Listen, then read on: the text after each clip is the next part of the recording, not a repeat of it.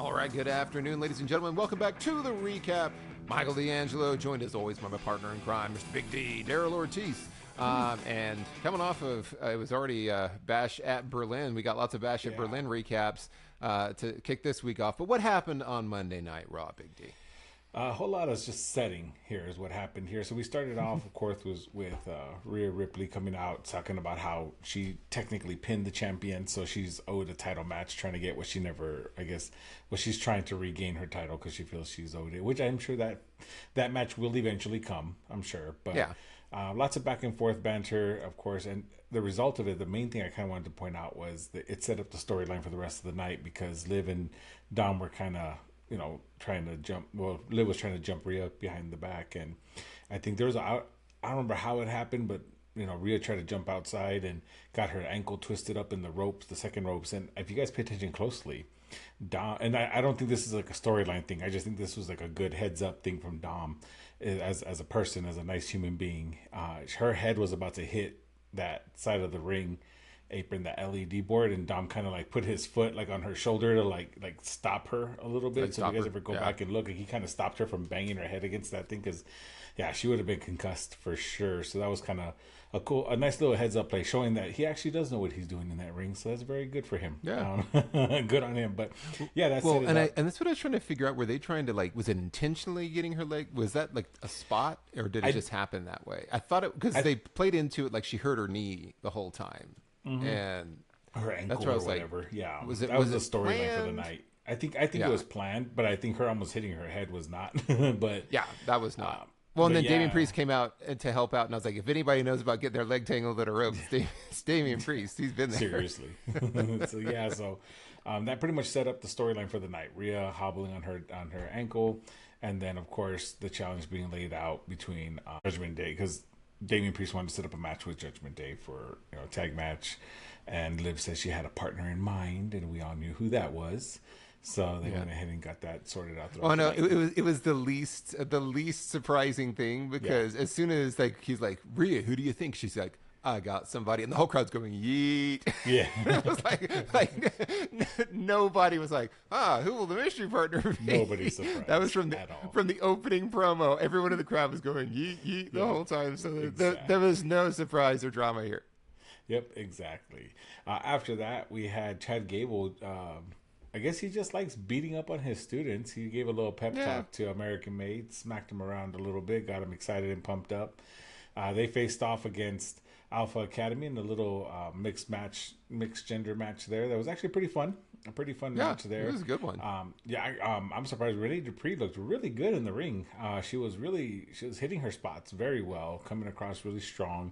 Wasn't until she got distracted and slapping Chad Gable that Ivy now was able to slip her into that dragon sleeper, which honestly has always been one of my favorite sleepers to put people in. Like that's a cool finish. I like it. You don't see it that often, and I'm glad Ivy Niles using it because it kind of fits her persona really good. So I like that. And so she ended up tapping her out with the dragon sleeper off of the distraction. But there's lots of pretty cool spots. You had the caterpillar, you had the cannonball, you had your typical Brutus bomb and all that good stuff. But again, the heels come across and win. Chad Gable comes into the ring, and I guess this was all just to kind of give them momentum to set them up, because Chad Gable goes in the ring and just calls out the Wyatt Six to a street fight. And so that's going to be the next match. I guess next week is going to be the street fight. I kind of didn't like that they did the Uncle Howdy match. I like Uncle Howdy's debut and everything, and it was a good match, but I didn't like that they just did it on a regular Raw show. I was hoping it would have been like a pay-per-view or premium live event type show. Yeah, built toward a little bit more. And it was just a clean, there's no shenanigans. It was just like a clean ending. So who knows what's going to happen with this street fight. I feel like the street fight should be maybe more for Bad Blood, but I guess we'll have to wait and see how that goes. But this was one of the matches I enjoyed the most. It was almost my match of the night. Like, it was fun. A lot of cool stuff happened. I will say Maxine Dupree did look really good. Yeah. She surprisingly looked pretty great here. And shout out to Ivy Nile and Maxine Dupree, both had coordinated ring gear for the first time with their teams. And Ivy Nile's ring gear looks dope for American. Yeah, it does. The American flag stars. Yeah, like the way it was all set up. I was like, now that they all really look like teams now, so that was cool. Yeah. I agree. It looks good. I mean, it's promising. I still not a fan of the name, but it'll probably grow on me. I guess we'll see. Yeah, you'll get there. Speaking of names that are absolutely horrendous, Shayna Baszler took on Zelina Vega, and she defeated her. It was, I guess, Zelina was trying to gain some retribution over what happened to her, and it was just a numbers game.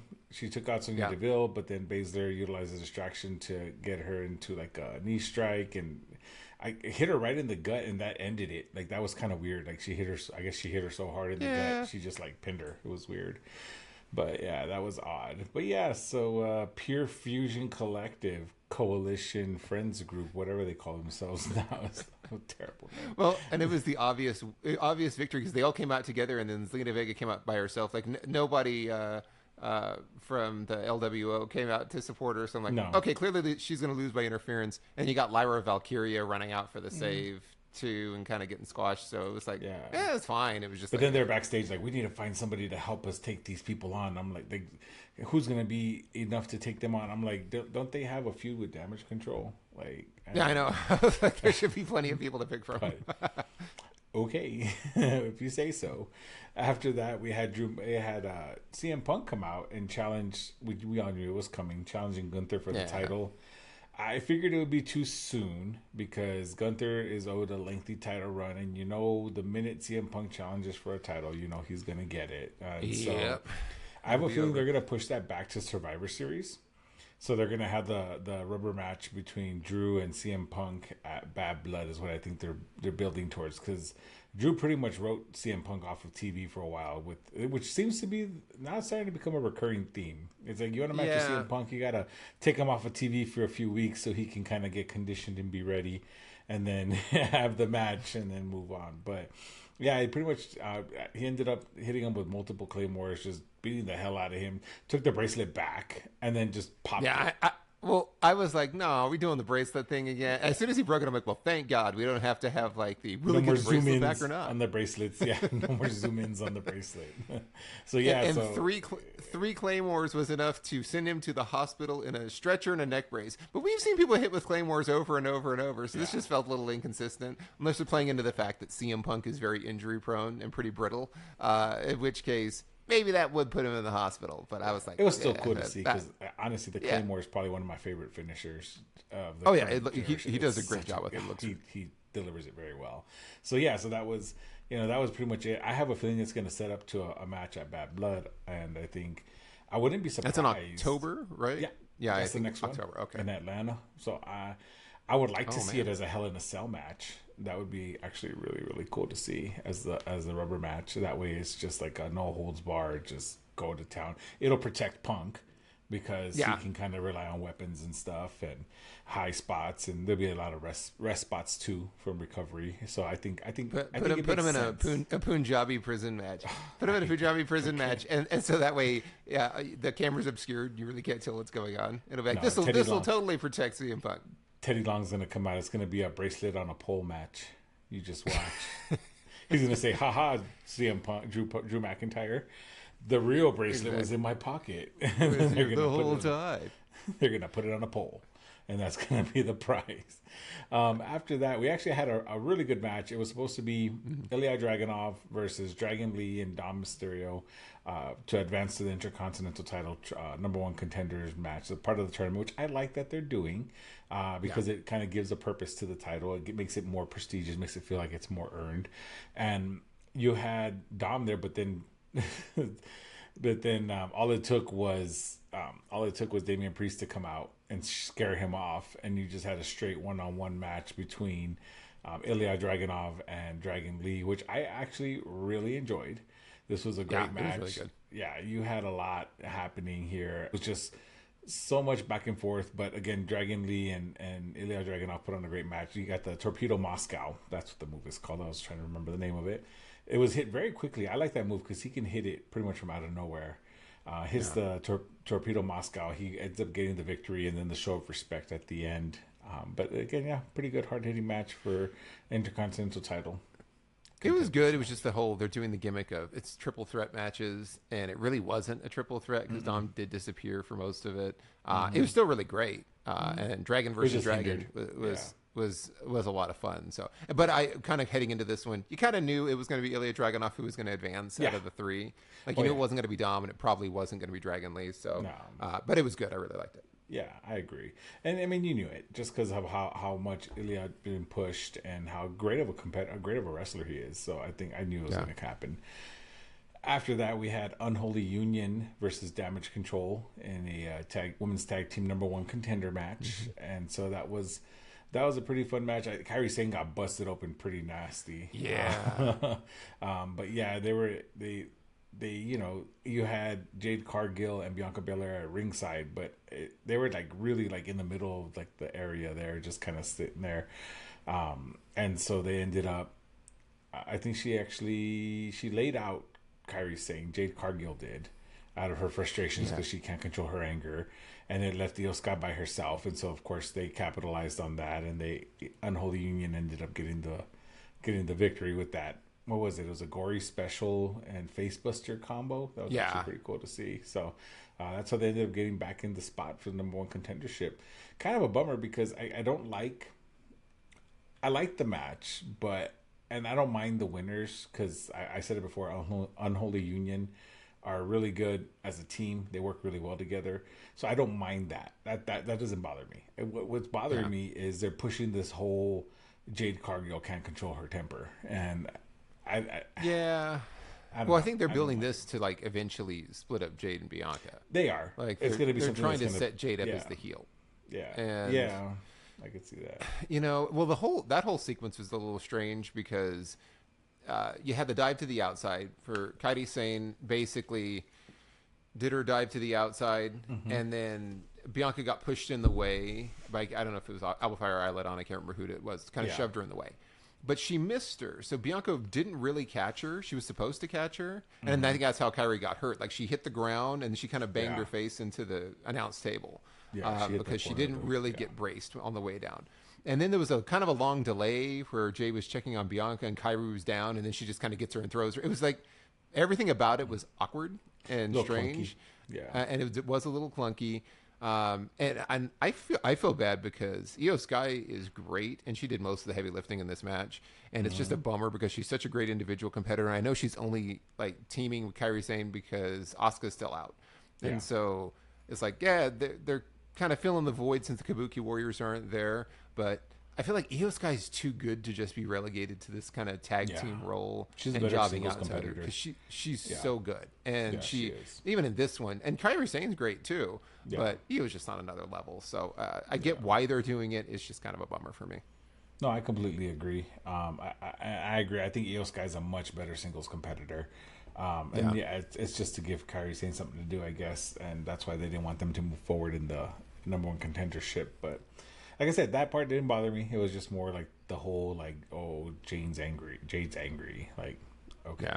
Aren't we all? So is Braun Breaker, and he's a champion. So I mean, but don't forget about Bronson Reed. Bronson Reed's angry and just killing everyone. Angry. We didn't have a Bronson Reed sighting this week, I don't think. No, because he had COVID. He did? Oh, that's the one thing that can take the big man down is COVID. COVID took him out backstage. But anyways, after that we had Gunther coming out to kind of gloat about being the champion and talking about how, who his next competitor will be. In comes Sami Zayn, which I kind of saw coming a mile away. Yeah. I'm not a fan of it, but he made some valid points. At first he says it should be me. I'm gonna challenge you, blah blah blah blah blah. Gunther was just like, nah. And he just like left. He said, "Nah, I don't want to." Which I agree with Gunther. I was like, "Whatever, man. Sammy, you haven't done anything. Peace." I was like, "Dude's got a point." Then Sammy hits him with, "Well, I'm the only person that beat you," and then Gunther gets mad. He didn't say yes, but now that's how they're trying to give Sammy a leg to stand on to be a champion. I did like Sammy's promo in a sense that he said that other legends before him, like Stone Cold and Bret Hart and Ultimate Warrior, and them used that Intercontinental title, or I'm sorry, to become a champion, and Gunther was no different, and now he wants to do the same since he was Intercontinental champ. Now the next step for him is to be world champion. So I like that whole approach. I just don't like the Yeah. whole like, well, I'm the only one that's beat you, so I should face you for this one too. And I'm like, dude, you're gonna lose because Well, and this is where I'm like, oh, this is just another filler. Like, this is a filler because he's clearly not going to drop it to Sami Zayn. no, This is to kind of set him up for the next pay per view, and then be the placeholder for whenever CM Punk finally does his title run. Which I hope they don't give CM Punk the title because that would still be too soon for me. Is taking it off of Gunther, but yeah, this is just like. Sammy, you're not going to win. So, like, I was so not into this because we've seen it. We saw it with the whole Intercontinental thing. I just don't want to necessarily see it again. So, yeah, I'm like, I don't know. Unless Chad Gable joins up with Gunther and trains him for this one. I can train you now. I can train you now, even though he's with American Made. So it's a little contradictory because he would be training somebody of foreign descent. So, I was less than excited about this. I agree. But after this, we had the last triple threat to determine the number one contender or the number one contenders tournament is Braun Strowman, Sheamus, and Ludwig Kaiser. Actually, a very, very good match. I enjoyed this match very much.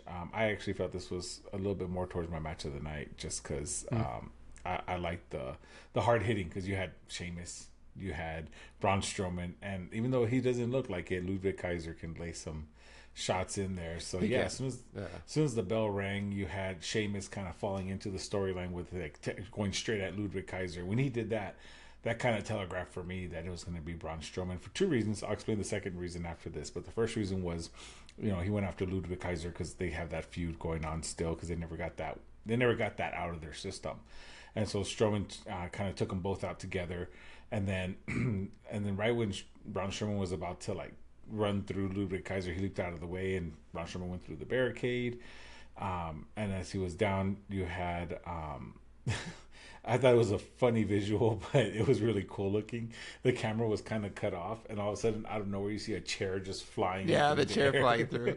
Well, the timing on that was perfect because it happened, and it looked great because it was like flying right at him. So it was a perfect throw. He turned around, and the chair's like you just see a chair, a black just right chair there. flying, and I'm like, yes. Well, and it wasn't even like on the downward trajectory. Like it was just going straight ahead. It was and it was straight. like bam, and it was just absolutely perfect. And when they showed it on the replay, it looked great too because they had like the wider camera angle so you could see it. That was my spot of the night. Yeah, that was a great spot. I loved it. And then of course you had Sheamus and Braun Strowman duking it out. However, Pete Dunne comes out with the shillelagh, of course, and lays into Sheamus, taking him out, and Braun Strowman took advantage and hit Kaiser with the running power slam, which I haven't seen him do in so long because it's been a while to see Braun Strowman win. I forget how good he makes that look with the running power slam. Old nod to Davey Boy Smith, the British Bulldog over there. That used to be his finisher, and I like that. So, he ended up winning, and now he's in the Fatal 4-Way match. Here's the second reason why I like Braun Strowman winning. He replaced Bronson Reed because Bronson Reed had COVID.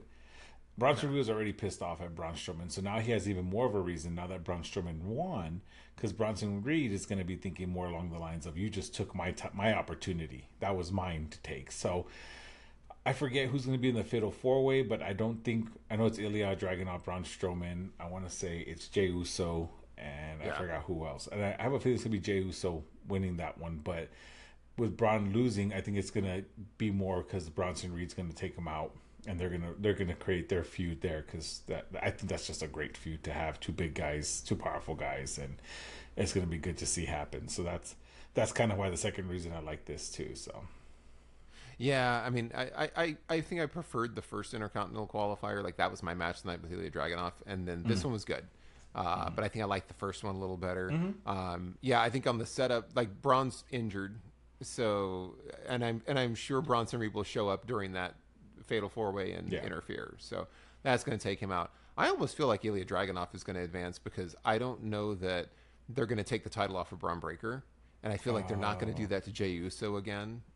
And so you're going to have Judgment Day do something to him. So now that Jey Uso's interfered and he showed an interest in Mommy, you're going to get Dominic or somebody that's going to come out and interfere and get him out of there. Because I think they're still going to feed somebody to Braun Breaker because they're not going to have him lose this quickly.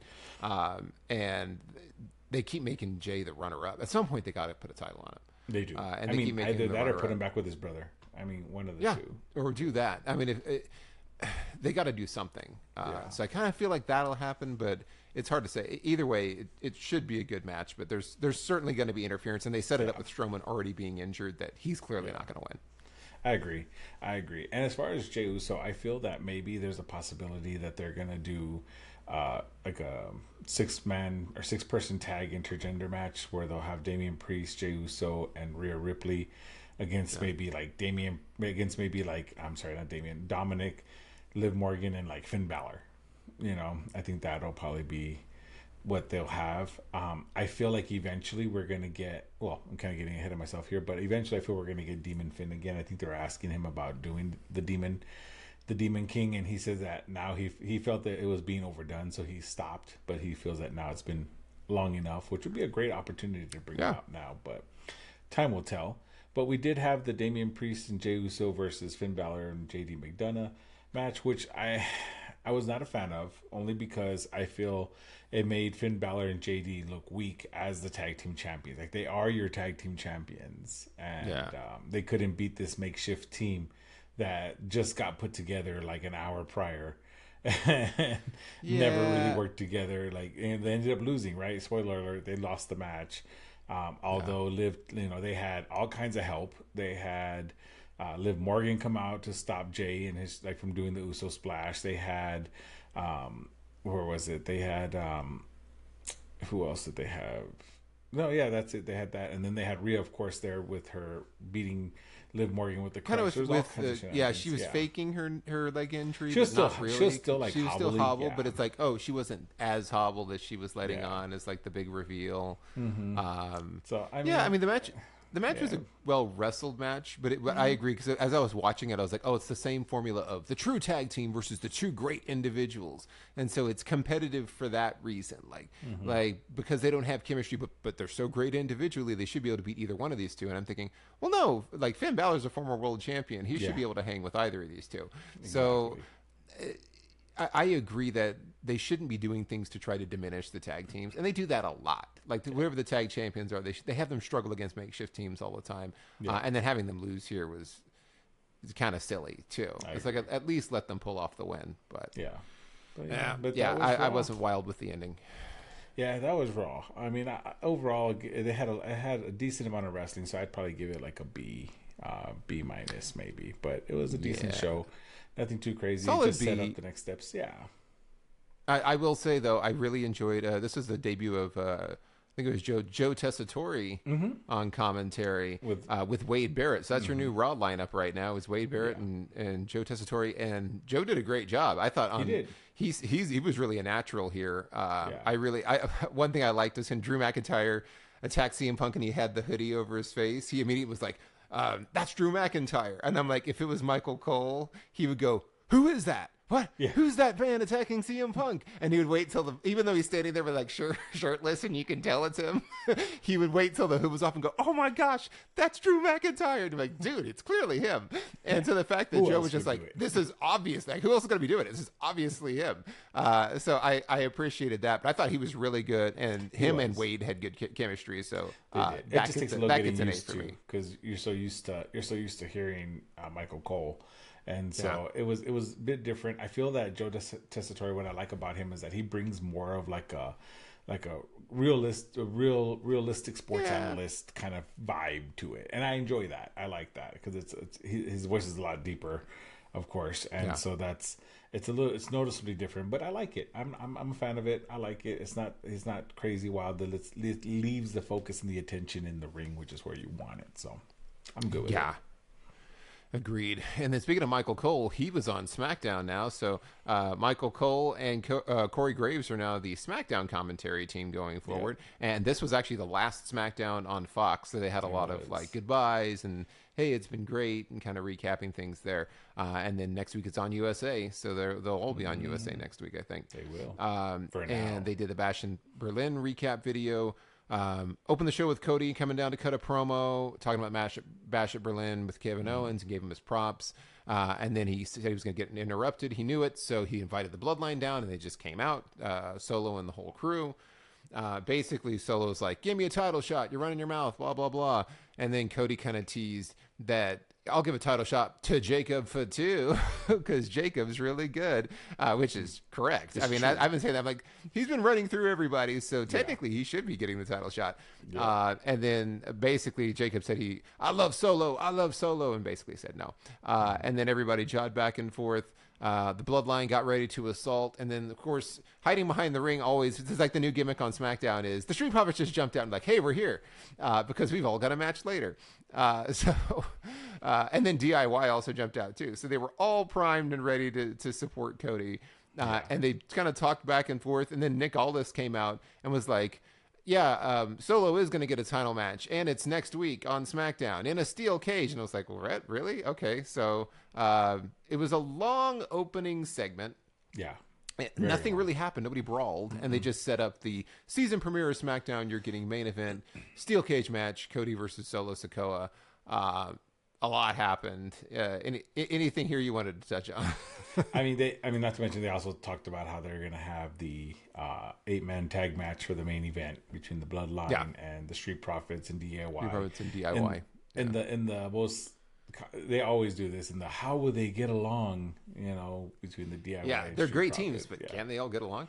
Yeah. So, I mean, I like the cage match idea. I feel that's how the match should have been at Bash at Berlin. Not Bash at Berlin. I'm sorry. For like a PLE. You know what I mean? That's like Bad Blood. There we go. Sorry. That's how it should be for Bad Blood. But I'm just a fan of cage matches, so I'm excited to see that happen next week. So we'll see. Yeah, I mean, Cody's clearly going to retain, but I'm just saying. I mean, we'll see. There's still going to be interference. Right after this, you're going to have Jacob Fatu from the rafters, Sting style, like just fly out with like a splash or something. Yeah, flying down, and then some special guest star will come running out to save Cody since it's the premiere. It's the season premiere. Yeah, Bret Hart will come hobbling down to the ring. He'll be yelling about Bill Goldberg. He'll be like F Goldberg the whole way down. He's like, yeah. Speaking of which, where is he? After this, we got Tiffany Stratton and Pretty Deadly backstage, and it's kind of re-teasing the Nia drama because last week she was kind of appeared to try to cash in on Nia, but really didn't. And then she's like, hey, maybe I'll come out and help you during your match. And this went right into a first match of the night, which was Bayley versus Tiffany Stratton. Yeah. And Tiffany kind of seemed in control most of this match against Bayley, which was surprising. It was pretty solid. It was entertaining. Bayley did rally down the stretch like she always does. And then Nia joined at ringside to kind of help out Tiffany. And then Bayley ended up hitting a suicide dive on Nia. And then there was like a Nia distraction because of that, because she was angry. So she got up on the ring apron. And that was when Bayley had rolled up, Tiffany Stratton had rolled up Bayley. And it would have been like a 20 count or something, but so technically Nia cost Tiffany in this one. Bayley hit the Rose Plant right after that, picked up the win. It was a good match. It's continuing the whole, are they going to turn on each other? They're obviously going to turn on each other feud that is brewing between Tiffany and Nia Jax. I mean, that's pretty much it. I mean, it wasn't a very eventful match. It was nice to see Tiffany look strong in it, as I think they should. And I said it before. Yeah. I like seeing Tiffany Stratton with Pretty Deadly. I think they make a great trio. I think that's a stable we need that we didn't know we needed until they actually put them together. But yeah, it was great to see. But yeah, she's a woman. She's Miss Money in the Bank, so rightfully so. She should be like a contender.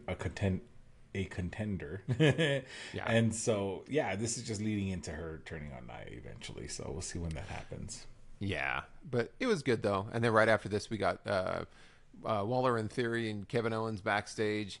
A lot of jawing to kind of set up a triple threat match later is all it was, with them saying, kind of going back and forth and going, hey, why don't we have a triple threat? Oh, it'll be like a handicap match. Well, will it?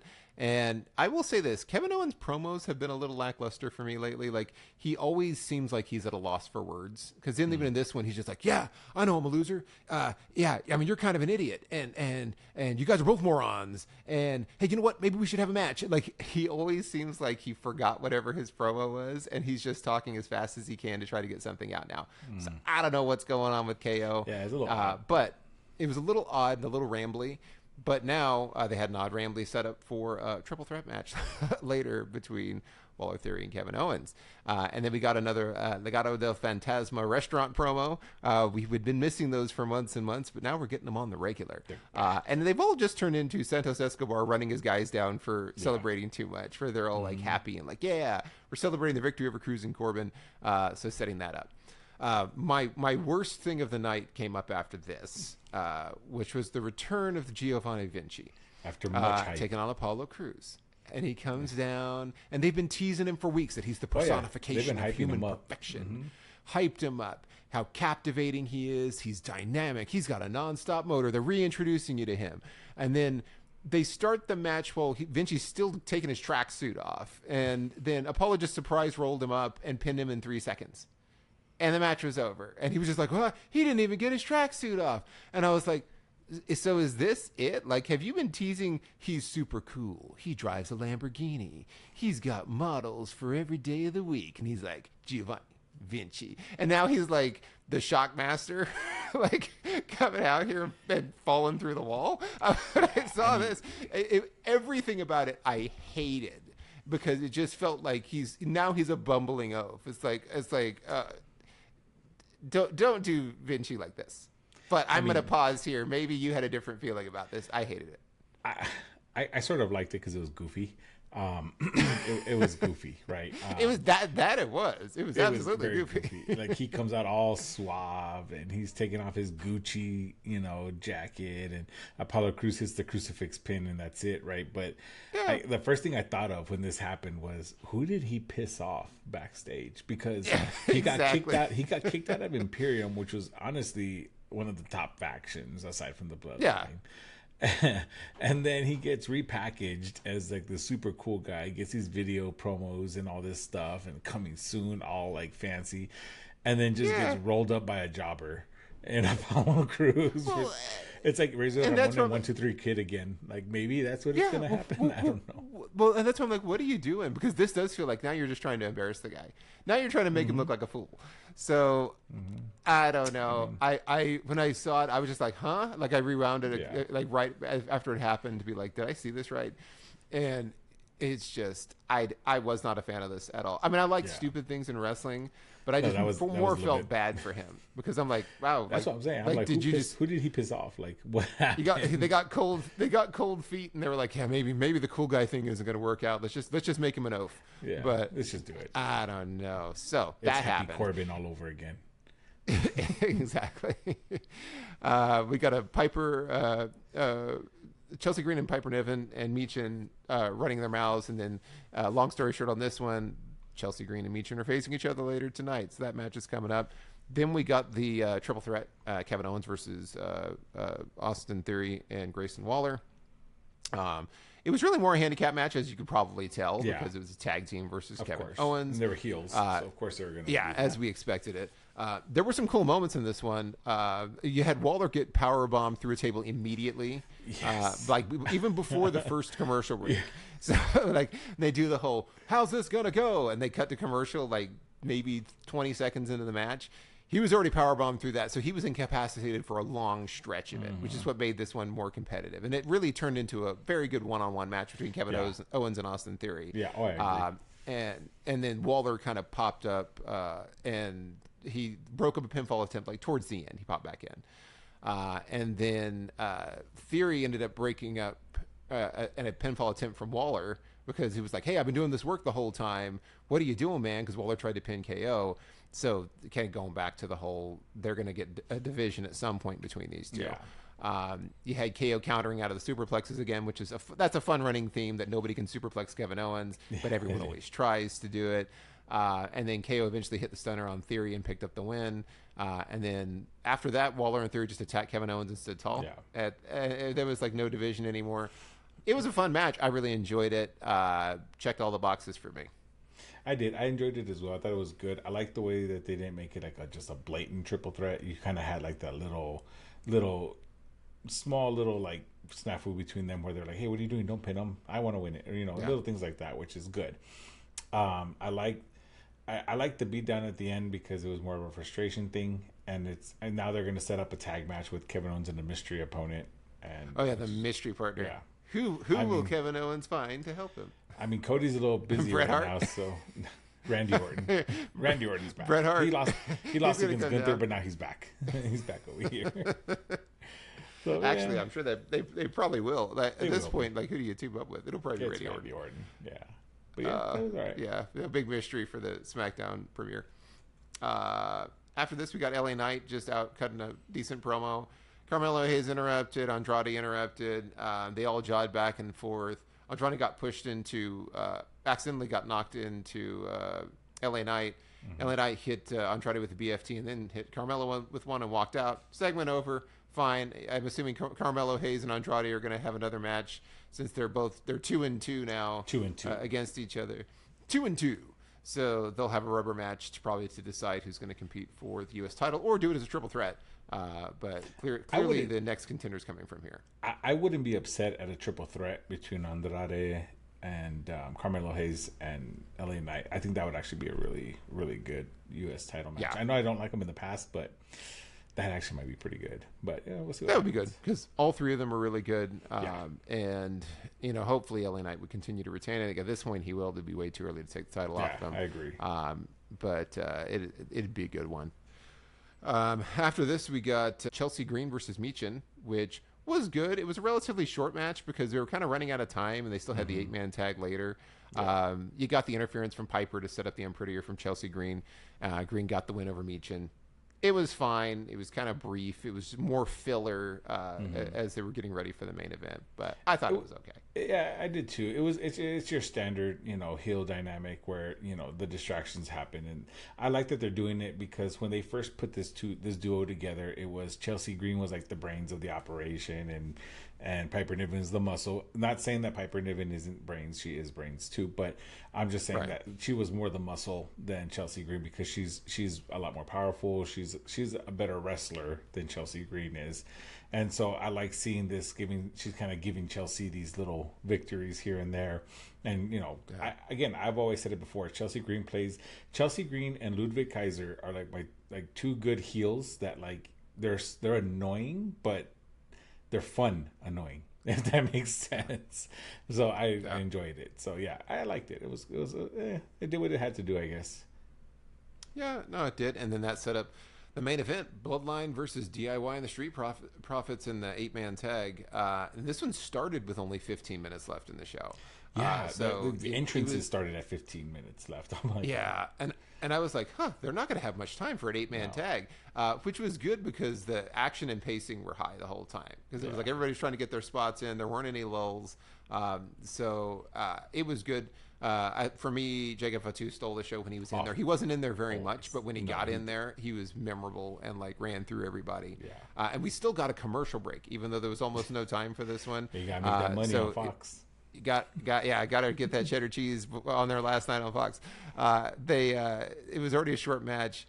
And then there was a moment that I really didn't like, though, where Dawkins and Gargano got simultaneously tagged in by Ciampa. Oh, yeah. And then they both just stayed in. And Michael Cole's just like, they're both legal. This is completely legal. They're both the legal man. No, there's nothing the ref can do. And I was like, no, that's not how it works. And the ref was going along with it. Yeah. So what was crazy about this is that they're like letting him do all these double team moves the whole time and no one's stopping it. Michael Cole's like, hey, the rules are rule. They're both legal men. They can continue this. This is really strange. This has never happened. It's like, no, one of them's not legal. That's it. But then at one point, Dawkins eventually tagged Ciampa and made him the legal man. And I'm thinking, why the heck would you do that? If you found a loophole where two of you can be legal at the same time and they only have one legal person, just exploit it. Stay in there, never tag out, beat up the guy. One of you holds everybody else off or the other guy gets the pin. The whole thing was dumb. I didn't like that because I'm like, that's not a real rule. Don't act like it is. Yeah. And it makes no sense for them to give up that 2-on-1 advantage. And then you had my best spot for this one was Ciampa superplexing Tama Tonga outside of the ring on top of everybody. Yes, that was cool and very dangerous, but it was awesome. And then towards the end, Jacob Fatu did his Superman thing and took everybody out. And then he set up Solo to hit Montez forward with a couple of Samoan spikes, I believe. Yeah. And they picked up the win. So 2 Samoan spikes, hit a couple. And then for me, this is a really great match. This is my match of the night, even though it was short and abbreviated. I really enjoyed this one without that silly double tag thing that they did.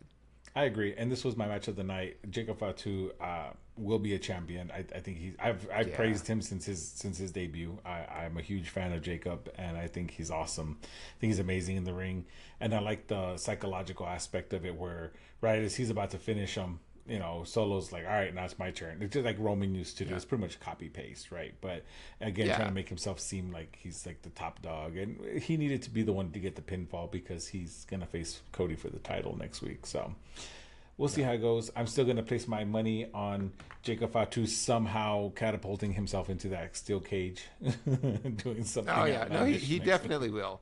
There'll be some crazy spot that he's gonna do from the top. He'll do something wild. Yeah, but this was my match of the night. It will be amazing. Yeah, and that superplex out to the outside was bananas. Like that was insane. When he's setting up, I was like, oh man, and I'm like, oh yeah, there's like 6 people out there. They should be able to catch both of them, but I was like, still, that was a pretty gutsy thing to do. I agree. But it was great. Yeah, SmackDown was good. I mean, it's solid. I'll give it a B+. Yeah. I think I enjoyed SmackDown a little bit more than I enjoyed Raw. And it was their last night on Fox, so I think they kind of went for it, so that was cool. And then we'll see what happens in the season premiere next week. That'll be interesting because they've already teased surprise guests and all that good stuff, so we'll see how that goes. I agree. Cool. So yeah, that was it. Fast and Furious Monday Night Raw and Friday Night SmackDown recaps. So that's what we got this week. Remember to like, share, and subscribe. Thank you all again for all the support. As always, leave us your comments. Let us know if you agree with us, disagree with us, or if you just want to talk wrestling. We love to talk wrestling too, but we truly appreciate the support as always. And that's what we got this week. So until next time, I've been Michael D'Angelo. He's been Big D, Daryl Ortiz. Have a great rest of your week. Enjoy week 1 of the NFL action. Go Steelers. Go Cowboys. Clearly, Big D's representing. I'm ready to be hurt again. I have very low expectations, so it's okay. I'm a Steelers fan, so I'm already ready to have my heart broken. It's fine. It's all good. Have a great week, y'all. We'll see you soon.